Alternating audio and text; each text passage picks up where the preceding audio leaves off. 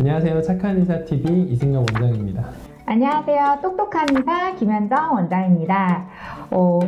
코로나 시대에 살게 되면서 정말 많은 변화가 있었죠. 특히 아이들 같은 경우에는 비대면 수업 있었고요. 그리고 밖에 나가는 활동들이 많이 줄다 보니까 소아 비만이 정말 많이 늘어났다고 하는데, 특히 이제 통계에 따르면 코로나 이전이랑 대비해서 2021년 상반기 소아청소년 비만 진료가 약 80% 정도 늘어났다는 보고도 있더라고요. 원장님은 혹시 코로나 이전이랑 대비를 해서 느끼시는 아이들의 변화가 좀 있을까요? 방금 말씀하신 그 부분인데 한 번도 비만인 적이 없는 친구가 오랜만에 태어나면 과체중이 됐구나 이런 경우도 참 많고요. 또 아이들이 마스크를 쓰잖아요. 유치원 아이들이 발음이 좀 부정확해요. 선생님이 입모양을 흉내내는 기회를 잃어버리니까. 또 아이들이 표정을 보고 감정을 읽는 감정인지 검사를 해보면 생각보다 기능이 예전에 비해서 많이 떨어져 있습니다. 그리고 이제 비대면 수업을 진행하는 경우들이 많은데 어머님들이 아이 공부하는 모습을 생생하게 목격하셨잖아요. 그래서 우리 애가 학습 집중도가 너무 떨어진다, 수업을 아예 참여를 하지 않는다, 이 문제로 내원하는 사례도 참 많이 경험했습니다.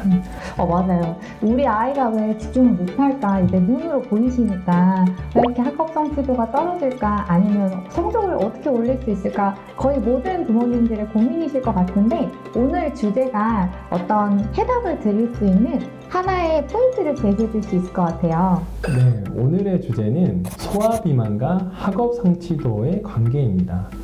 비만과 학업 성취도 다소 감이 안 오실 수도 있는데요. OECD 보건정책연구 소아 비만과 교육 성과의 관계에 따르면 이 두 가지는 서로 관계가 있는 것으로 나타났습니다. 소아 비만이 건강에는 당연히 나쁠 거라고 예상이 되잖아요. 오늘은 주로 인지적인 측면, 정서적인 측면, 영양적인 측면에 대해서 설명드릴까 합니다. 이 연구 저도 살펴봤는데 흥미로운 내용이 정말 많더라고요. 일단 자아상이라고 하죠. 자기 스스로에 대한 느낌이나 생각인데요. 이런 과체중, 비만 아동은 다른 친구들한테 놀림을 받거나 아니면 체육 활동에서 낮은 성취도를 보이게 되면서 심리적으로 좀 많이 위축이 되고 또 부정적인 평가를 받게 되고 자연스럽게 부정적인 자아상이 형성이 되는 경우가 많아서 삶의 질이 떨어지는 경우가 많다고 하더라고요. 이런 경우는 아무래도 심리적으로 위축이 되니까 학교 이제 수업 참여도도 좀 떨어지게 되는 것 같아요. 네, 아이들이 초등학교에 딱 들어가면 자존감 중에 자신감, 자기 효능감이 굉장히 영향을 많이 받거든요. 교실문을 딱 열면 쟤는 키 큰 친구, 쟤는 공부 잘하는 친구, 쟤는 사교성이 좋은 친구, 쟤는 운동 잘하는 친구, 이렇게 친구들을 통해서 나를 인식하게 되는데 자아가 형성되기 이전이기 때문에 상대를 보고 나를 이해하는 이 과정을 반복하게 돼요. 그래서 유치원 때까지만 해도 자신감이 뿜뿜하던 친구가 갑자기 초등학교 가고 나서 나는 못해요, 안 해요, 안 하고 싶어요, 이런 경우들이 간혹 늘어나기도 합니다. 이렇게 자기 효능감이 떨어지게 되면 수업에 적극적으로 참여하기도 힘들게 되죠.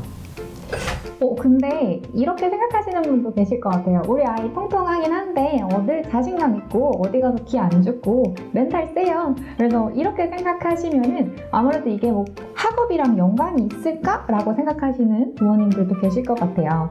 어릴 때는 잘 먹고 하고 싶은 거 잘 하고 이런 게 어떻게 보면 건강한 게 아닌가 라고 생각하시는 부모님들도 계실 것 같아서요. 네, 이게 잘 먹는다는 게 아주 중요한데 말 그대로 영양학적으로 균형을 잘 골고루 갖추는 것이 중요하거든요. 근데 소아 비만의 경우는 이 균형이 깨어져 있습니다. 영양학적으로 봤을 때 탄수화물, 우리 탄수화물 중에서 글루코즈만이 뇌로 들어가서 뇌 에너지로 활용할 수 있거든요. 근데 아이들이 주로 먹는 설탕에는 수크로스라는 다른 당류의 형태가 있기 때문에 이 당은 뇌로 가서 에너지원으로 쓸 수 없고 또 남는 열량은 비만으로 전환이 되거든요. 말 그대로 풍요롭긴 한데 뇌는 가난한 거죠. 그리고 또 우리 뇌에서 학습에 꼭 필요한 영양분 중에 이 지방이거든요. 우리 뇌가 공부를 열심히 하면 신경세포를 이렇게 미엘린 수초라는 것으로 감게 되는데 신경세포가 전기신호를 쏠 때 엉뚱한 곳으로 가면 안 되니까 말 그대로 지방으로 절연하는 거예요. 근데 필요한 지방산이나 또 콜레스테롤이 부족하게 되면 이 미엘린 수초가 쓸만한 물질이 없기 때문에 뇌에서 학습을 하더라도 효율이 떨어지게 됩니다.